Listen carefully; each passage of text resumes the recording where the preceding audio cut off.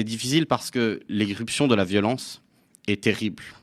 Personne ne doit se satisfaire de voir des victimes humaines, civiles ou militaires. Néanmoins, et je pèse mes mots en disant ça, vous êtes dans une difficulté particulière. Réécrire l'histoire d'Israël comme un pays agressé, c'est aussi faire oublier que l'ensemble des solutions alternatives à l'expression de la violence ont été retirées aux Palestiniens. Sur le plan diplomatique, quand les Palestiniens ont fait reconnaître l'État de Palestine à l'UNESCO ou dans d'autres organisations unisiennes, les États-Unis sont sortis et ont coupé les financements. Lorsque la société civile palestinienne s'est organisée de façon non violente en proposant une campagne de boycott des investissements sanctions, la campagne BDS, elle a été criminalisée non seulement sur place, mais également dans un certain nombre de nos pays.